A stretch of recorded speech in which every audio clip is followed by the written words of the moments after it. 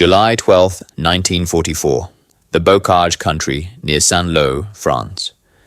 The summer air is heavy with the smell of damp earth, unharvested cider apples, and the lingering stench of cordite. Inside the thick, tangled roots of a hedgerow, a German grenadier waits. His hands grip the walnut stock of a carabiner 98K. He is a veteran, disciplined and patient.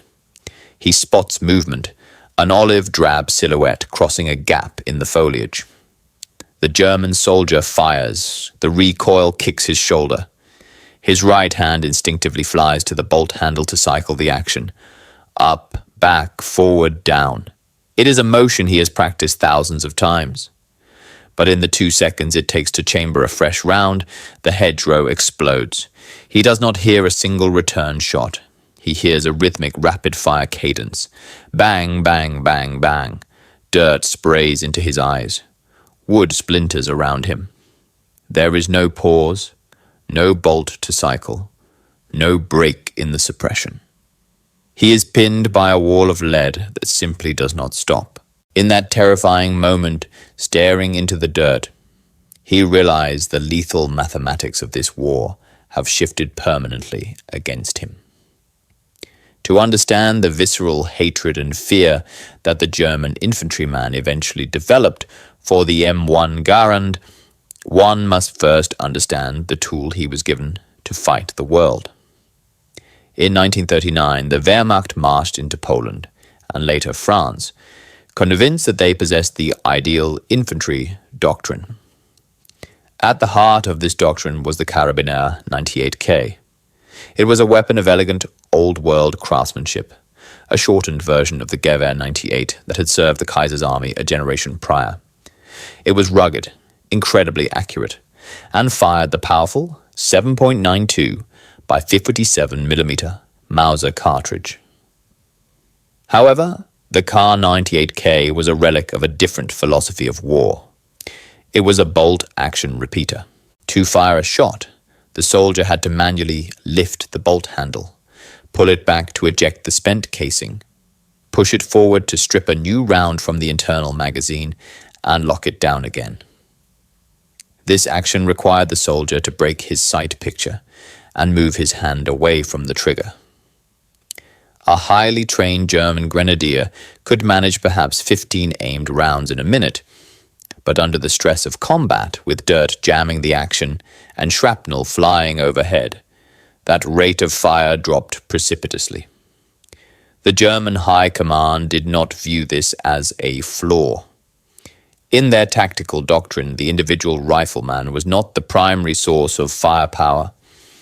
That role belonged to the Maschinengewehr, the machine gun. The German infantry squad, or Gruppe, was essentially a servant to the MG-34 and later the terrifying MG-42.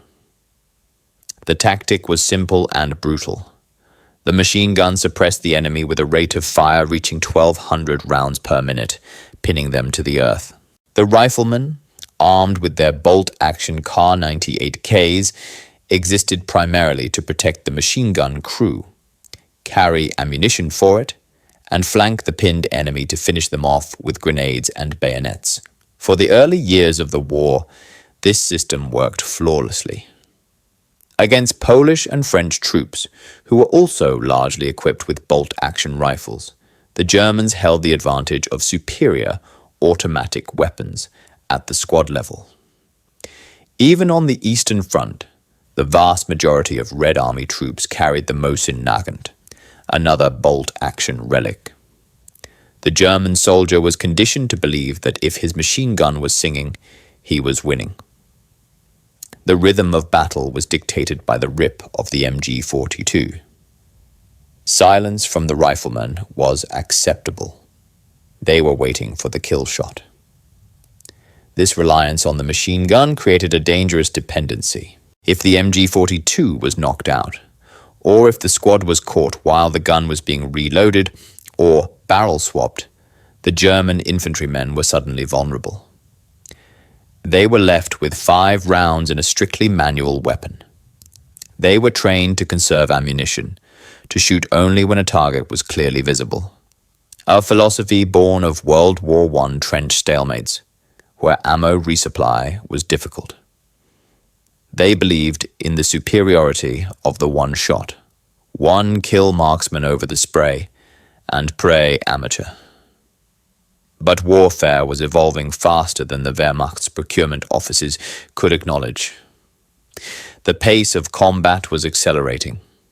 Engagements were moving from open fields to ruined cities and dense forests, where targets appeared for fleeting fractions of a second.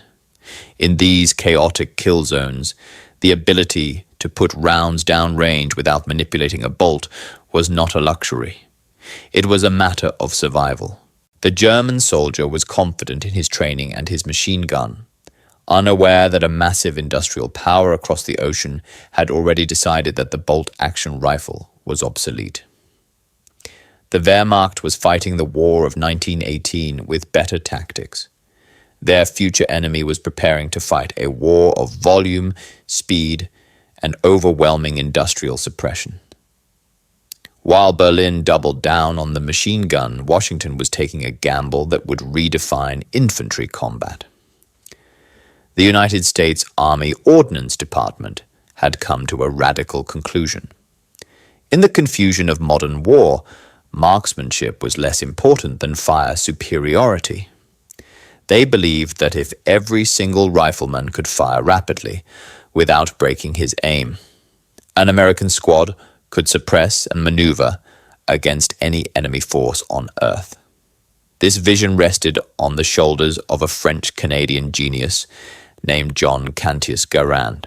For over 15 years at the Springfield Armory, Garand labored to solve a nearly impossible engineering puzzle. He needed to build a rifle that was light enough for a soldier to carry all day, yet robust enough to handle the immense pressure of the standard .30-06 Springfield cartridge, a round designed for bolt-action rifles and machine guns. The result was officially designated the U.S. rifle caliber .30 M1. It was a marvel of gas-operated engineering. When a soldier pulled the trigger, expanding gas from the burning gunpowder was tapped from the barrel to drive a piston backward. This piston ejected the spent shell, cocked the hammer, and shoved a fresh round from the 8-shot clip into the chamber. It happened in a fraction of a second. The implications were staggering. An American GI could fire 8 rounds as fast as he could pull the trigger. He never had to take his eyes off the target. He never had to disturb his firing position to cycle a bolt. While a German soldier was vulnerable every time he prepared a follow-up shot, the American soldier remained a lethal threat. The adoption of the M1 Garand in 1936 marked the first time in history that a major military power issued a semi-automatic rifle as the standard service weapon for all its troops. It was a logistical nightmare and an industrial tightrope walk. Critics in the US military argued it was too complex, too prone to jamming, and that soldiers would waste ammunition if they didn't have to manually load. But by the time the United States entered the war in 1941, the assembly lines were moving. When American troops finally waded ashore in North Africa, Italy, and eventually France, they didn't just bring more men. They brought a fundamentally different equation of violence. The German grenadier, peering over his Kar-78K sights, expected a reciprocal fight, a rhythmic exchange of bolt-action fire. Instead, he faced a relentless storm. The M1 Garand transformed every American infantryman into a pocket machine gunner. The strategic stage was set for a collision not just between armies, but between two eras of warfare. The bolt-action past was about to crash violently into the semi-automatic future. The first and most devastating angle of this conflict was purely tactical. German infantry doctrine was rigid. The squad leader directed the fire of the machine gun, and the rifleman protected its flanks. It was a top-down structure that relied heavily on one heavy weapon to do the killing. If an American patrol stumbled upon a German squad, the Germans had a distinct setup time. They had to deploy the MG-42 bipod, feed the belt, and acquire the target.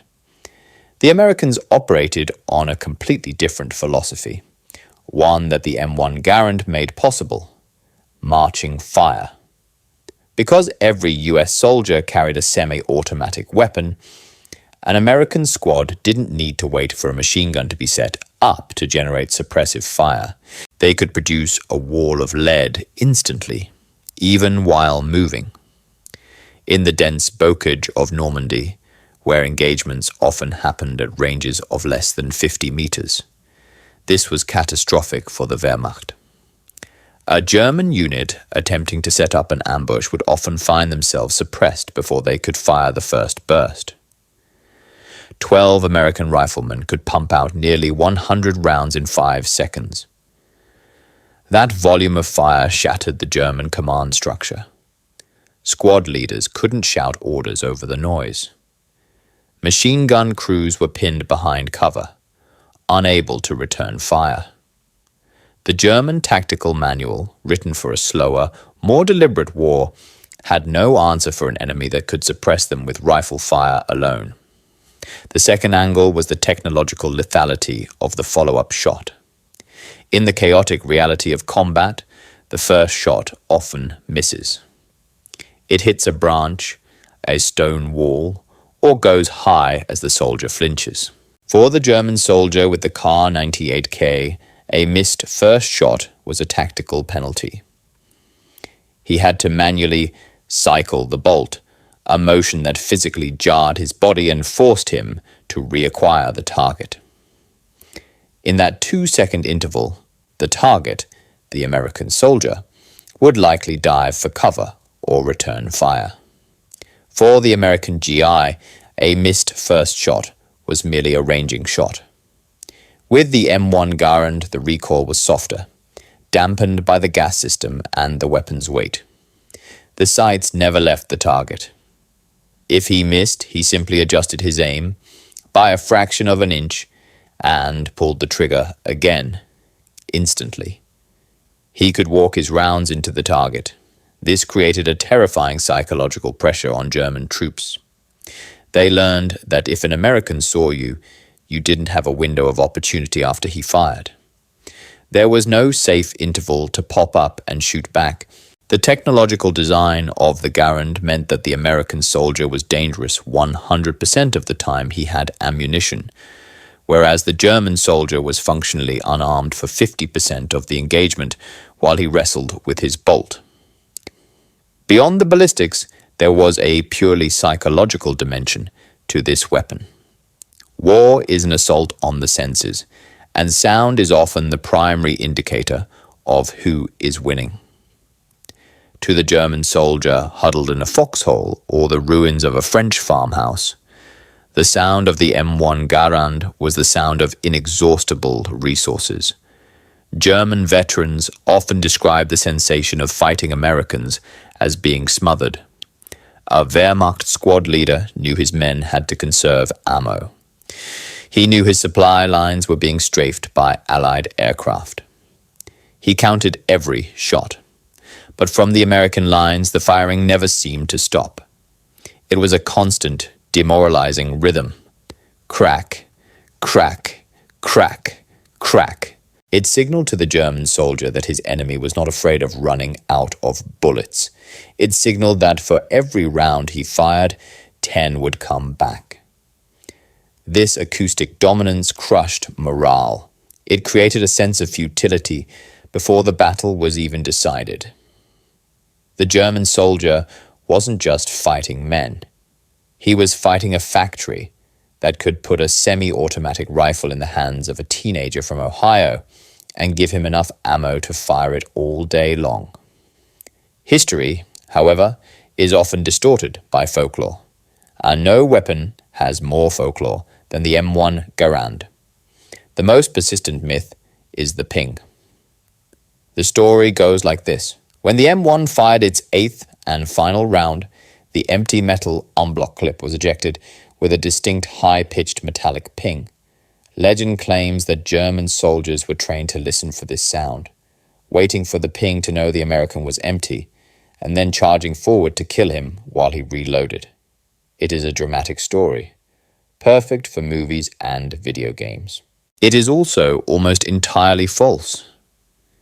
In the deafening roar of real combat, where mortar shells are landing, machine guns are ripping through trees, and men are screaming orders, the idea that a soldier could hear a small piece of tin hitting the ground from 50 yards away is absurd. Furthermore, the German soldier valued his life.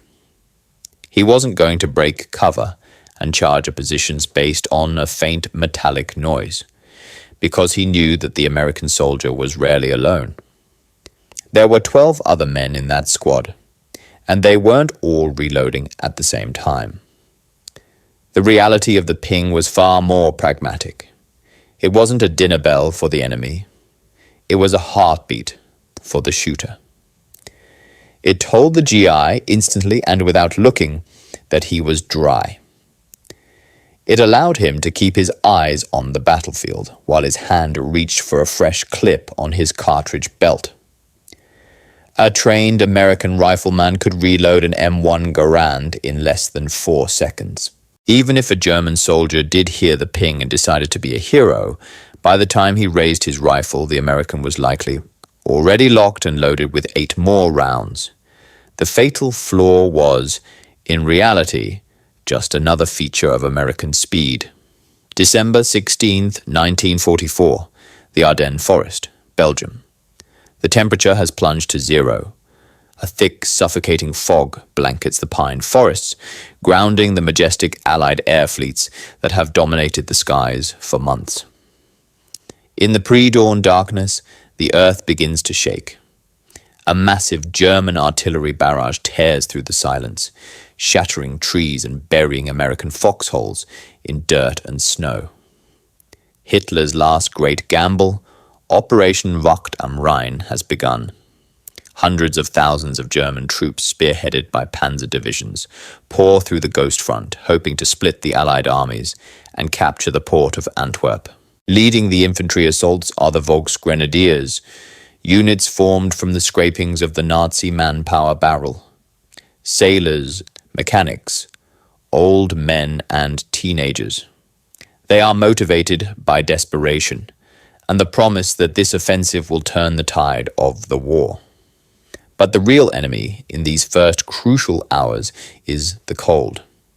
It is one of the harshest winters in European history. In these freezing temperatures, the machinery of war begins to fail.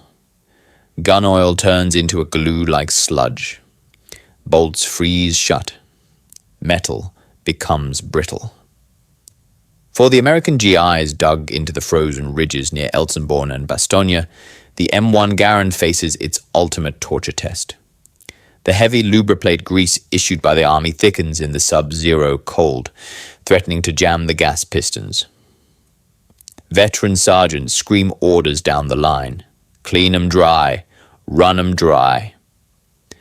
Soldiers frantically strip their rifles, wiping away the grease, trusting the loose tolerances of John Garand's design to function without lubrication.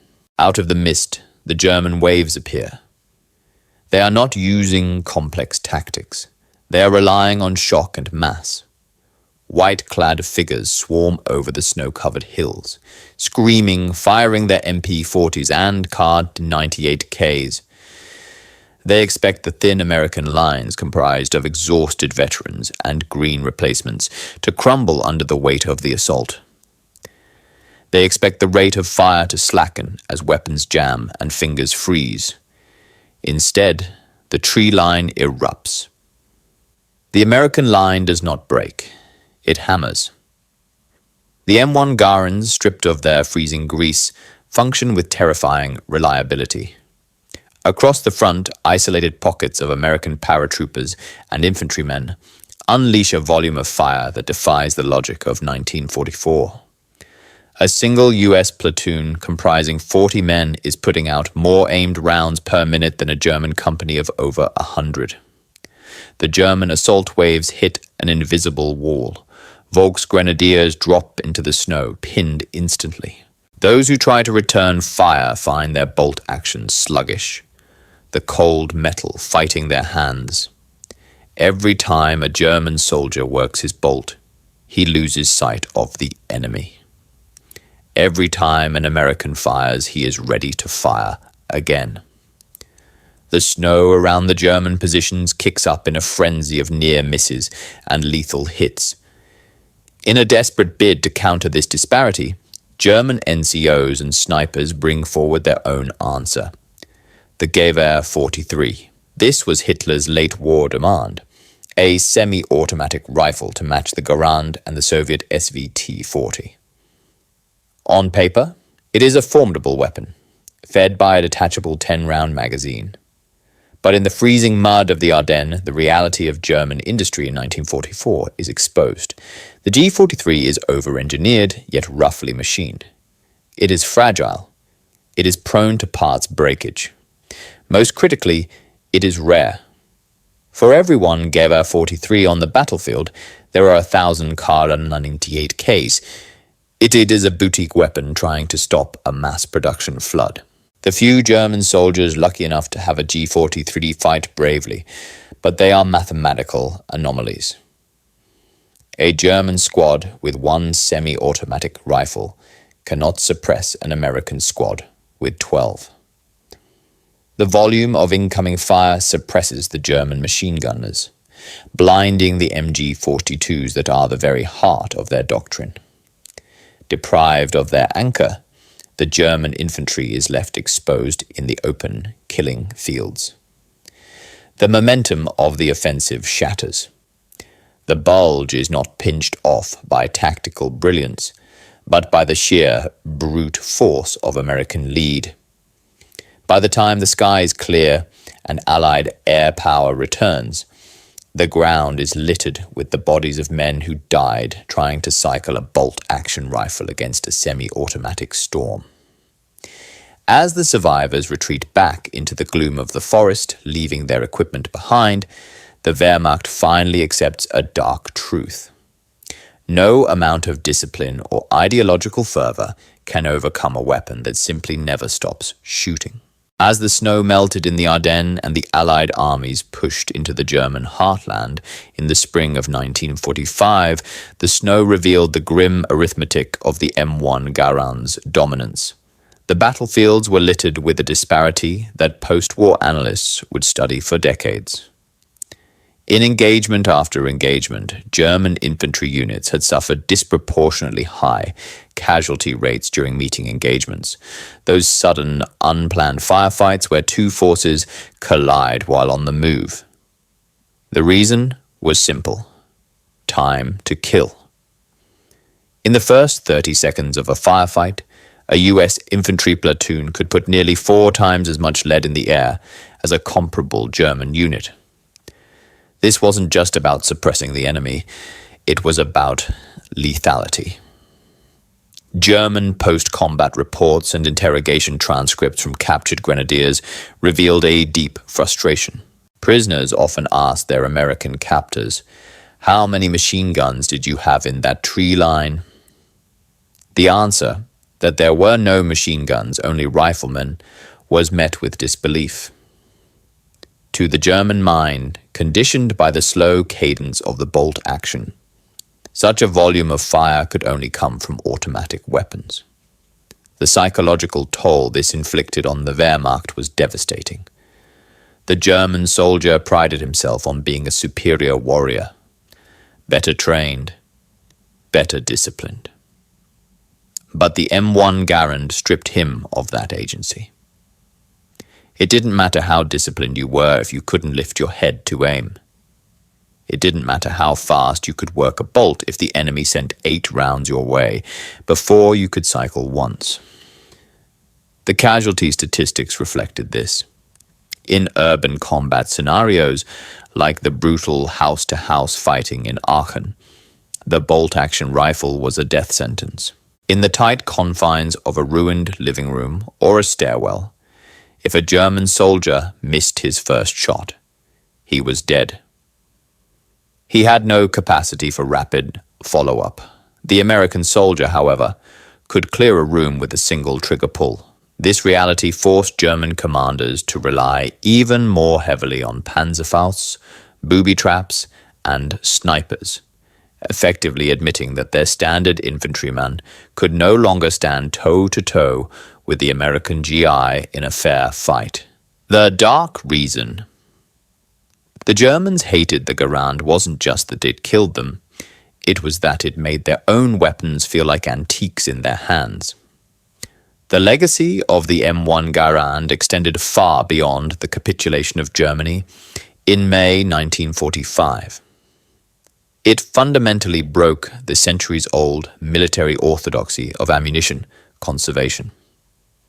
Before the Garand, generals worried that giving a soldier a rapid-fire weapon would lead to waste, that troops would panic and fire blindly, running out of bullets before the battle was won. The Garand proved the opposite. That overwhelming fire was the tactic. It demonstrated that the ability to pin an enemy down was worth the logistical cost of shipping millions of extra rounds across the Atlantic. Ironically, the Germans, the victims of this lesson, were the first to fully intellectually grasp the next step. Realizing that the Kar 98K was obsolete and the G43 was a failure, German engineers frantically developed the Sturmgewehr 44. This was the world's first true assault rifle, a weapon that combined the range of a rifle with the automatic fire of a submachine gun. It was the ultimate admission that the Americans were right. Volume of fire was king. But the STG-44 arrived too late, and in too few numbers to save the Third Reich. While the Germans had the theoretical answer, the Americans had the practical reality. They had the M1, and they had it in the hands of every single rifleman, cook, and clerk. The M1 Garand effectively killed the bolt-action service rifle forever. In the years following World War II, every major military power scrambled to adopt semi-automatic or automatic rifles. The Soviet Union replaced the Mosin Nagant with the SKS and then the AK-47. The British replaced the Lee Enfield with the FAL. The era of the single-shot marksman was over, buried in the mud of Europe alongside the Wehrmacht's refusal to adapt. The Garand had ushered in the modern age of infantry warfare, where firepower is measured not in precision, but in dominance. In the end, the story of the M1 Garand is not merely a story about a rifle. It is a story about the collision of two distinct philosophies of war.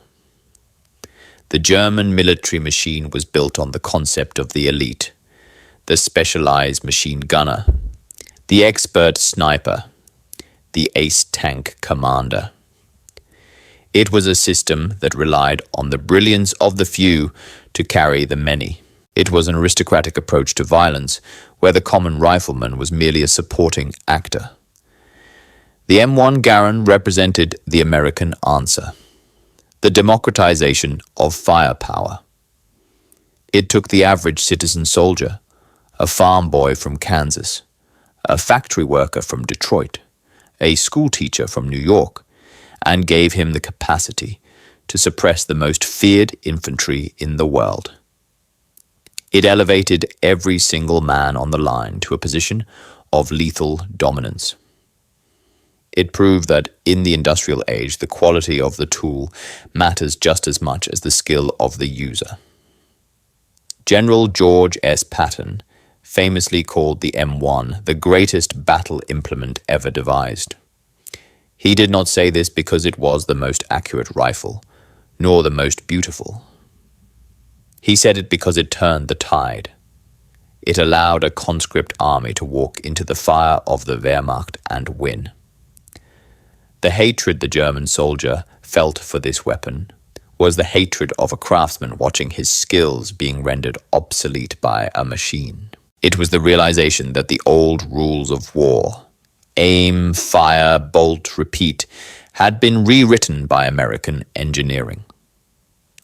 The distinct ping of an ejected clip, so often mythologized as a weakness, was in truth the bell tolling for the old world. It was the sound of a war machine that did not sleep, did not pause, and did not stop until the final victory was won.